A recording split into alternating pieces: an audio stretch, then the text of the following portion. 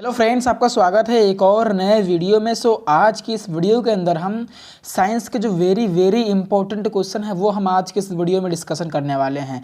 तो इस बार जो है 20 नंबर का ऑब्जेक्टिव टाइप क्वेश्चन और 50 नंबर का वर्णनात्मक प्रश्न पूछा जाएगा। तो आज की इस वीडियो में जो वेरी इंपॉर्टेंट क्वेश्चन है वो हम आज की इस वीडियो में कराने वाले हैं। तो आप इस वीडियो को लास्ट तक जरूर देखें। तो चलिए सीधे अब हम इस वीडियो को स्टार्ट करते हैं और बहुत ही जो महत्वपूर्ण प्रश्न है वही मैंने इस वीडियो में लिया है। सो आपसे अनुरोध है कि इस वीडियो को लास्ट तक। पहला प्रश्न आपके स्क्रीन पर है जो कि वेरी इंपॉर्टेंट है कि स्पष्ट दृष्टि की जो न्यूनतम दूरी है वो कितनी होती है।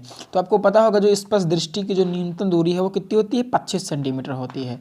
तो ये इसका राइट आंसर हो जाएगा, ऑप्शन नंबर ए। तो आपको इसको अच्छे तरीके से कर लेना है। तो ये सारे प्रश्न जो मैं बता रहा हूँ सारे मैंने सिलेक्टेड क्वेश्चन ही लिए हैं। दूसरा प्रश्न आपकी स्क्रीन पर है कि मानव नेत्र में कौन सा लेंस होता है, उत्तल लेंस, अवतल लेंस या उत्तल अवतल दोनों होता है या डी इनमें से कोई नहीं। तो आपको पता होना चाहिए कि जो मानव नेत्र होता है उसमें कौन सा लेंस होता है, उत्तल लेंस होता है। इसका ए वाला ऑप्शन बिल्कुल करेक्ट हो जाएगा, ऑप्शन नंबर ए उत्तल लेंस इसका राइट आंसर हो जाएगा। अगला प्रश्न आपकी स्क्रीन पर है कि स्वस्थ नेत्र का जो दूरतम बिंदु है वो कितना होता है। मतलब आप स्वस्थ नेत्र से कितना दूर देख सकते हैं। तो इसकी कोई सीमा नहीं होती है, इसकी कोई सीमा नहीं होती, यानी इसका डी वाला ऑप्शन करेक्ट हो जाएगा, अनंत। आपको पता होगा जो न्यूनतम दूरी होती है वो 25 सेंटीमीटर होती है, यानी हम इतना देख सकते हैं अच्छे तरीके से, लेकिन दूर तो हम अनंत तक देख सकते हैं, उसकी कोई सीमा नहीं होती है। तो डी वाला इसका करेक्ट आंसर हो जाएगा। अगला प्रश्न है कि विद्युत विभवांतर का मात्रक क्या होता है। वोल्ट होता है, जूल होता है, न्यूटन होता है या मीटर होता है। तो आपको पता होगा कि विभवांतर का जो मात्रक होता है वो क्या होता है। इसका ए वाला ऑप्शन बिल्कुल करेक्ट हो जाएगा, ओल्ट। ओल्ट जो होता है वो विभवांतर का एसआई मात्रक होता है। आपको पता होगा 5 वोल्ट, 10 वोल्ट ये सारा पढ़ते हैं, न्यूमेरिकल लगाते हैं। तो इसका ए वाला ऑप्शन बिल्कुल करेक्ट हो जाएगा, ओल्ट। अगला प्रश्न है कि विद्युत धारा का एसआई मात्रक का है, स्टैंडर्ड जो एसआई मात्रक है वो क्या है आपको बताना है। तो इसका जो सिंपल सा आंसर है, विद्युत धारा का एसआई मात्रक क्या होता है, एम्पियर होता है। और आपको ये भी चीज़ पता होगा कि जो बल होता है उसका एसआई मात्रक क्या होता है, न्यूटन होता है। कार का एसआई मात्रक क्या होता है, जूल होता है। और मैंने पीछे बताया विभव का एसआई मात्रक क्या होता है, वोल्ट होता है। तो इस तरीके से आपको याद कर लेना है। अगला प्रश्न है आपके स्क्रीन पर कि विद्युत प्रतिरोध का एसआई मात्रक क्या होता है। तो पता है आपको वोल्ट किसका होता है, मैंने पीछे बताया विभव का होता है, जूल किसका होता है, कार्य का होता है, ओम किसका होता है, प्रतिरोध का होता है। तो इसका जो सी वाला ऑप्शन है वो बिल्कुल करेक्ट हो जाएगा। जो ओम है यानी सी वाला ऑप्शन बिल्कुल करेक्ट हो जाएगा। ये प्रतिरोध का एसआई मात्रक यानी रेजिस्टेंस का एसआई मात्रक। बाकी मैंने आपको बताया जो एम्पियर होता है वो किसका होता है, विद्युत धारा का होता है। तो ऑब्जेक्टिव टाइप में क्वेश्चन पूछ सकता है, तो आपको तैयार कर लेना है। अगला प्रश्न है कि विद्युत विभव और धारा का अनुपात होता है। तो आपको पता होगा कि V बराबर क्या होता है, ओम के नियम में आई आर होता है कि नहीं होता है, होता है। तो कह रहा है विभव यानी V और I का अनुपात क्या होगा। तो V और I का अनुपात किसके बराबर होगा, R के बराबर होगा। इस I को अगर यहाँ पे लाएंगे तो सीधे R बचेगा, यानी विद्युत विभव और धारा यानी V और I का जो अनुपात होता है वो क्या होता है, पता होगा R होता है। यानी इसका सी वाला ऑप्शन करेक्ट हो जाएगा, रेजिस्टेंस यानी प्रतिरोध जो है इसका अनुपात होता है। तो इस तरीके से भी प्रश्न पूछे जाएंगे, तो आपको तैयार कर लेना है। तो इसका ये वाला ऑप्शन बिल्कुल करेक्ट हो जाएगा। अगला प्रश्न है कि एक अश्व शक्ति में कितने वाट होते हैं, यानी एक हार्स पावर यानी एक HP में कितने जो है वो वाट होते हैं। तो इसका सिंपल सा आंसर हो जाएगा, बहुत इजी है लेकिन ये पूछा गया है बोर्ड एग्जाम में, तो आपको तैयार कर लेना है। कितना होता है, 746 वाट होता है एक अश्व शक्ति में। और वाट जो होता है वो किसका मात्रक होता है, शक्ति का एसआई मात्रक वाट होता है। किसका, शक्ति का एसआई मात्रक जो होता है वो वाट होता है। और जो वोल्ट होता है वो विभव का एसआई मात्रक होता है। आपको ये भी विभव या विभवांतर का एसआई मात्रक वोल्ट होता है। वोल्ट और वाट में बहुत फर्क है। वाट जो होता है किसका मात्रक होता है, शक्ति का होता है। और वोल्ट जो होता है विभव या विभवांतर का होता है। इसमें भी आपको अंतर पता होना चाहिए, मात्रक से भी सवाल पूछ सकता है। अगला प्रश्न है कि 1 किलोवाट घंटा में कितने जूल होते हैं। तो आपको पता होगा 1 किलोवाट घंटा बराबर कितना होता है, 3.6 गुणे 10 की घात 6 जूल होता है। तो अगर यहाँ से दशमलव हटाएंगे तो नीचे क्या आ जाएगा, 10 आ जाएगा, यानी ये हो जाएगा 36 गुणे 10 की घात 5, 36 गुणे 10 की घात 5 लिख सकते हैं, या इसको ऐसे भी लिख सकते हैं 3.6 गुणे 10 की घात 6 जूल, यानी 36 के बाद 5 जीरो जिसमें हो वो उसका करेक्ट आंसर हो जाएगा। देखिए यहाँ पर 36 है, 2 2 4 2, इसमें 6 जीरो हैं, 2 2 4 2 6, इसमें एक 7 जीरो हैं, और इसमें आप देख सकते हैं कि यहाँ पर तो इस तरीके से जो इसका ऑप्शन नंबर सी है आप देख सकते हैं 36 के बाद कितना जीरो लगा है, 5 जीरो लगा है, तो 2 2 4 1 5 जीरो लगा, तो ये वाला ऑप्शन इसका बिल्कुल करेक्ट हो जाएगा। आपको पता होगा ये इसको ऐसे भी लिखा जा सकता है 3.6 गुणे 10 की घात 6 जूल, आपको ये भी याद रखना। चलिए आगे बढ़ते हैं। तो 10वां प्रश्न आपके स्क्रीन पर है, बहुत ही महत्वपूर्ण प्रश्न है। 10वां प्रश्न क्या कहता है कि जो आकाश होता है वो नीला क्यों दिखाई देता है। बहुत ही महत्वपूर्ण प्रश्न है। प्रकाश के पवर्तन के कारण, कि प्रकाश के परावर्तन के कारण, कि प्रकाश के प्रकीर्णन के कारण, कि प्रकाश के व्यतिकरण के कारण। तो आपको पता होना चाहिए कि इसका सी वाला ऑप्शन बिल्कुल करेक्ट हो जाएगा। प्रकाश के प्रकीर्णन के कारण जो होता है आकाश जो है वो नीला दिखाई देता है। ये पिछली बार बोर्ड एग्जाम में पूछा गया था, 2019 में पूछा गया है, 20 में भी पूछा गया है, तो आपको तैयार कर लेना। क्या ऑप्शन राइट हो जाएगा? ऑप्शन नंबर सी, प्रकाश का प्रकीर्णन के कारण जो होता है वो आकाश जो होता है वो नीला दिखाई देता है। चलिए आगे बढ़ते हैं अगले प्रश्न की ओर। लिखा है कि बिजली की बल्ब का जो तंतु यानी जो फिलामेंट होता है वो किसका बना होता है। तो जो फिलामेंट होता है आप देखते होंगे बल्ब में, वो किसका होता है? ऑप्शन नंबर डी इसका बिल्कुल एग्जैक्ट राइट हो जाएगा, टंगस्टन का होता है। आपने देखा होगा टंगस्टन का होता है, जो इस तरीके से बना होता है वो किसका होता है? तंतु जो होता है वो टंगस्टन का होता है। इसका डी वाला ऑप्शन बिल्कुल करेक्ट हो जाएगा। अगला प्रश्न है कि ओम के नियम का सूत्र है। आपको पता होगा कि V बराबर क्या होता है, इसका आपको पता होगा बिल्कुल। V बराबर क्या होता है? IR होता है कि नहीं होता है? V बराबर IR होता है, तो यही इसका करेक्ट आंसर हो जाएगा, V बराबर IR। तो क्या हो जाएगा इसका राइट आंसर? कि ऐसे सूत्र भी आपसे डायरेक्ट पूछ सकता है, तो इस तरीके से आपको लगा देना है कि जो V बराबर होता है वो क्या होता है? IR होता है। इसका ए वाला ऑप्शन बिल्कुल करेक्ट हो जाएगा। ओम के नियम का सूत्र ही यही होता है। तो आपको पता होगा कि V जो होता है वो समानुपाती होता है I के, और V जो V समानुपाती होता है I के। तो V देखिए इस तरीके से हो जाएगा, V बराबर IR इसका फार्मूला होता है। तो इसका ये वाला ऑप्शन बिल्कुल करेक्ट हो जाएगा, इस तरीके से ए वाला ऑप्शन बिल्कुल करेक्ट हो जाएगा। तो यही ओम के नियम का सूत्र है। अगला प्रश्न है, चलिए अगला प्रश्न है कि मनुष्य के स्वस्थ नेत्र में जो प्रतिबिंब है यानी किसी वस्तु का जो फोटो है वो कहाँ बनता है? प्रतिबिंब कहाँ बनता है? रेटिना के आगे, रेटिना के पीछे, या रेटिना पर? तो इसका सिंपल सा आंसर है, जो मनुष्य के नेत्र पर जो प्रतिबिंब होता है वो कहाँ पर बनता है? रेटिना पर बनता है। कहाँ पर बनता है? रेटिना पर। इसका सी वाला ऑप्शन जो है बिल्कुल करेक्ट हो जाएगा, रेटिना पर। तो इस तरीके से इसका ये वाला ऑप्शन करेक्ट हो जाएगा। चलिए आगे बढ़ते हैं। अगला प्रश्न है कि अंतरिक्ष यात्रियों को जो आकाश है वो कैसा दिखाई देता है। तो आकाश जो है वो ऑप्शन नंबर ए बिल्कुल करेक्ट हो जाएगा, काला दिखाई देता है, काला दिखाई देता है। ऑप्शन नंबर ए बिल्कुल करेक्ट हो जाएगा। लेकिन अगर हम यहाँ पृथ्वी से आकाश में देखते हैं तो हमें वो क्या दिखाई देता है? नीला दिखाई देता है। किसके कारण? प्रकाश के प्रकीर्णन के कारण।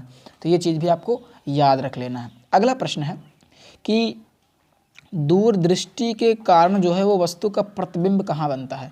तो रेटिना के पीछे बनता है। दूरदृष्टि एक रोग है, वो उसके कारण जो है रेटिना के पीछे बनता है। इसका कौन सा ऑप्शन करेक्ट हो जाएगा? ऑप्शन नंबर बी इसका बिल्कुल करेक्ट हो जाएगा, यानी बी वाला ऑप्शन बिल्कुल इसका करेक्ट हो जाएगा, ऑप्शन नंबर बी। जब दूरदृष्टि मतलब दूर की वस्तु दिखे, पास की वस्तु ना दिखे, तो इस दशा में जो फोटो होता है वो कहाँ पे बनता है? रेटिना के पीछे बनता है। डी वाला ऑप्शन बिल्कुल करेक्ट हो जाएगा। अगला प्रश्न है कि प्रिज्म द्वारा विचलन अधिकतम किसमें होता है। तो ये क्वेश्चन वेरी इंपॉर्टेंट है, तो आपको इसको टिक कर लेना है। किसमें होता है? तो इसका सी वाला ऑप्शन बिल्कुल करेक्ट हो जाएगा, बैगनी रंग में होता है। किसमें होता है? बैगनी रंग में। इसका ये वाला ऑप्शन बिल्कुल करेक्ट हो जाएगा, बैगनी रंग में होता है। चलिए आगे बढ़ते हैं कि समतल दर्पण की जो फोकस दूरी है वो कितनी होती है? 25 सेंटीमीटर होती है, या 20 सेंटीमीटर होती है, या 30 सेंटीमीटर होती है, या इनफाइनाइट होती है? तो ये क्वेश्चन भी बहुत ही महत्वपूर्ण प्रश्न है। राइट आंसर हो जाएगा ऑप्शन नंबर डी, अनंत। यानी जो समतल दर्पण होता है उसकी जो फोकस दूरी होती है वो क्या होती है? इनफाइनाइट होती है, यानी अनंत होती है, अनंत होती है। डी वाला ऑप्शन बिल्कुल करेक्ट हो जाएगा। अगला प्रश्न है, हीरे का चमकना यानी हीरा जो है वो किसके कारण चमकता है? हीरा जो है वो किसके कारण चमकता है? तो हीरा जो होता है पूर्ण आंतरिक परिवर्तन के कारण, यानी ऑप्शन नंबर जो इसका सी है, ऑप्शन नंबर जो सी है वो बिल्कुल करेक्ट हो जाएगा। पूर्ण आंतरिक परिवर्तन के कारण ही जो हीरा है वो चमकता है। इसका सी वाला ऑप्शन बिल्कुल एग्जैक्ट हो जाएगा, पूर्ण आंतरिक परिवर्तन। तो मैंने जितने भी प्रश्न लिए हैं वो सारे विगत यानी पिछले वर्ष में पूछे गए, मैंने वही सारे प्रश्न इस वीडियो में लिए हैं। तो आपको इन क्वेश्चन, एक भी क्वेश्चन को स्किप नहीं करना है, छोड़ना नहीं है, सभी को आपको तैयार कर लेना है। चलिए आगे बढ़ते हैं। अगला प्रश्न है कि जो प्रकाश का जो वेग है वो किस माध्यम में सर्वाधिक होता है। तो आपको पता होगा प्रकाश का जो वेग होता है वो किस में सर्वाधिक होता है, निर्वात में। यानी निर्वात में जो होता है प्रकाश का वेग जो होता है वो सर्वाधिक होता है। कितना होता है, 3 × 10⁸ मीटर प्रति सेकंड। ये भी आपको याद रख लेना है, निर्वात में सर्वाधिक होती है। यानी जो प्रकाश है वो निर्वात में भी गमन यानी चल सकती है। आपको पता होगा कितना होता है, ये भी आपको याद रखना है। 3 × 10⁸ होता है, किस में सर्वाधिक होता है, निर्वात में सर्वाधिक होता है। ये वाला ऑप्शन बिल्कुल करेक्ट हो जाएगा। अगला प्रश्न है कि फोकस दूरी और वक्रता त्रिज्या में क्या संबंध होता है। यानी फोकस दूरी f और वक्रता त्रिज्या r में क्या संबंध होता है। आपको पता होगा f बराबर क्या होता है, r/2 होता है। ये इसमें क्या होता है, संबंध होता है, f बराबर r/2। चलिए इसी पर एक क्वेश्चन देख लेते हैं कि उत्तल दर्पण की फोकस दूरी क्या होगी यदि वक्रता त्रिज्या क्या हो, 32 हो। तो आपको पता होगा f बराबर क्या होता है, r/2 होता है। अब r की वैल्यू कितना, 32 है, भागे 2 कितना हो जाएगा, 16। इसका ए वाला ऑप्शन बिल्कुल करेक्ट हो जाएगा। तो इस तरीके से मैंने इस पर क्वेश्चन भी करा दिया, क्या संबंध होता है, f बराबर r/2। अब इसी पे क्वेश्चन भी आ गया, तो इस तरीके से क्वेश्चन भी लग जाएगा। तो क्वेश्चन भी पूछ सकता है, ये भी आपको याद रखना है। चलिए आगे बढ़ते हैं। अगला प्रश्न है कि कांच का जो अपवर्तनांक है वो किसमें सर्वाधिक होता है। तो बैगनी रंग में भी कांच का जो अपवर्तनांक है वो क्या होता है, सर्वाधिक होता है। और मैंने एक क्वेश्चन पीछे और कराया है, यहाँ पे दिखा रहा हूँ मैं, एक क्वेश्चन और कराया है आपको। चलिए दिखाता हूँ आपको। एक प्रश्न और है कि प्रिज्म का विचलन किसमें सर्वाधिक होता है। तो प्रिज्म का जो विचलन है वो किसमें, प्रिज्म का जो विचलन है वो किसमें सर्वाधिक होता है, तो बैगनी रंग में। किसमें, बैगनी रंग में। और यहाँ पर क्या है कि जो कांच का जो अपवर्तनांक है वो किसमें सर्वाधिक होता है, तो वह भी बैगनी रंग में। इसका सी वाला ऑप्शन बिल्कुल करेक्ट हो जाएगा, आपको देख लेना है। अगला प्रश्न है कि लेंस की फोकस दूरी और क्षमता यानी पी और एफ में क्या संबंध होता है। यानी पी बराबर क्या होता है, 1/f होता है, 1/f होता है, वो भी मीटर में। तो ये होता है लेंस की क्षमता और फोकस दूरी में संबंध। चलिए इस पर न्यूमेरिकल देख लेते हैं, आसानी से समझ में आ जाएगा। प्रश्न ये है कि एक उत्तल लेंस की जो फोकस दूरी है वो कितनी है, 2 मीटर है। तो लेंस की क्षमता क्या होगी, ये थोड़ा सा टाइपिंग गलत हो गया है, मैनेज कर लेना। यानी हमें क्या दिया हुआ, f दिया हुआ है, कितना है, 2 है। तो हमें p पूछ रहा है, फार्मूला क्या होता है, p बराबर 1/f यानी 1/2। तो कितना आ जाएगा, 0.5। अब आपको पता करना है कि पॉजिटिव है कि निगेटिव है। तो उत्तल लेंस की जो क्षमता आएगी वो पॉजिटिव में आएगी और जो अवतल होगी उसकी निगेटिव आएगी। तो इसका ए वाला ऑप्शन बिल्कुल करेक्ट हो जाएगा। तो ये भी आपको, तो मैंने न्यूमेरिकल भी करा दिया और सूत्र भी बता दिया। एक सूत्र आपको क्या, वक्रता त्रिज्या और फोकस दूरी में क्या संबंध होता है, तो ए बराबर r/2। और पूछे कि लेंस और लेंस की क्षमता में क्या संबंध होता है, तो p बराबर क्या होता है, 1/f। तो सीधे सूत्र भी पूछ सकता है, उस पर न्यूमेरिकल भी पूछ सकता है। तो आपको तैयार रहना है। अगला प्रश्न है कि जो ओम का जो नियम है वो किसके लिए सत्य है। तो केवल जो धात्विक चालकों के लिए ही ओम का नियम जो है वो अप्लीकेबल है और किसी के लिए अप्लीकेबल नहीं है। इसका ए वाला ऑप्शन बिल्कुल करेक्ट हो जाएगा। बाकी सारे ऑप्शन जो हैं वो आपके गलत हैं। तो इस तरीके से अगला प्रश्न है कि चुंबकीय क्षेत्र की तीव्रता का मात्रक होता है, क्या होता है। तो न्यूटन तो होता है बल का, जूल होता है कार्य का, वाट होता है शक्ति का। आपको ऐसे ही मतभेद करना कि कौन सा ऑप्शन जो है वो गलत है। तो 3 गलत हैं तो 1 सही हो जाएगा। ऑप्शन नंबर डी आपका टेस्ला जो है बिल्कुल एग्जैक्ट हो जाएगा। ऑप्शन नंबर डी इसका राइट आंसर हो जाएगा। चलिए आगे बढ़ते हैं। अगला प्रश्न देख लीजिए, यहाँ पे जो चुंबकीय क्षेत्र की जो तीव्रता है उसके 4 मात्रक होते हैं। कौन कौन से मात्रक होते हैं, एक होता है टेस्ला, एक होता है गॉस, एक होता है वेबर/मीटर², एक होता है न्यूटन प्रति एम्पियर इंटू मीटर। तो चारों को आपको स्क्रीनशॉट ले लेना। 4 ही मात्रक होते हैं चुंबकीय क्षेत्र की तीव्रता का। तो ऐसे भी आपसे प्रश्न जो है वो पूछ सकता है, तो आपको रेडी रहना है। अगला प्रश्न है कि जो विद्युत मोटर है वो रूपांतरित करता है, यानी किसको किस में बदलता है। विद्युत ऊर्जा को यांत्रिक ऊर्जा में, यांत्रिक ऊर्जा को विद्युत ऊर्जा में, या ध्वनि ऊर्जा को विद्युत ऊर्जा में, या विद्युत ऊर्जा को ध्वनि ऊर्जा में। तो इसका सिंपल सा राइट आंसर हो जाएगा कि जो ये है, हम विद्युत मोटर को पहले क्या देते हैं, इलेक्ट्रिक देते हैं। यानी ये क्या करेगा, विद्युत ऊर्जा को क्या करेगा, ये विद्युत ऊर्जा को यांत्रिक ऊर्जा में बदलेगा। तो इसका ऑप्शन नंबर ए वाला जो ऑप्शन है वो बिल्कुल करेक्ट हो जाएगा। क्या करता है ये? विद्युत ऊर्जा को यांत्रिक ऊर्जा में कन्वर्ट करता है। इसका ये वाला ऑप्शन बिल्कुल करेक्ट हो जाएगा। अगला प्रश्न जो डायनेमो क्या करता है? डायनेमो सिंपल सा है, मैकेनिकल एनर्जी को इलेक्ट्रिकल एनर्जी में यानी यांत्रिक ऊर्जा को विद्युत ऊर्जा में कन्वर्ट करता है। बी वाला ऑप्शन बिल्कुल करेक्ट हो जाएगा। यांत्रिक ऊर्जा को विद्युत ऊर्जा में क्या करता है? बदलता है। ऑप्शन नंबर बी करेक्ट हो जाएगा।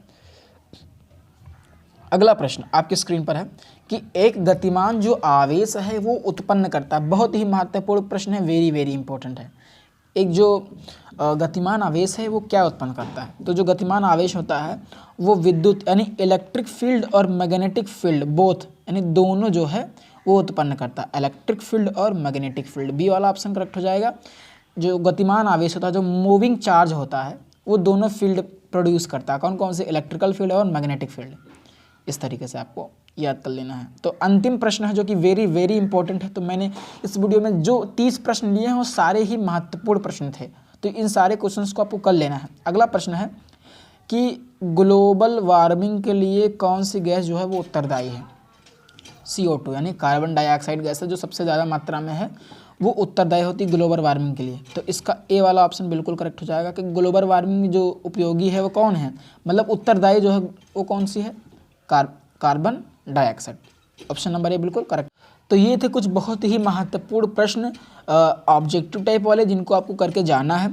तो आशा करता हूँ कि आपको ये वीडियो पसंद आएगा। वीडियो पसंद आए तो वीडियो को लाइक करें और यदि चैनल पर नए हैं तो चैनल को सब्सक्राइब करें।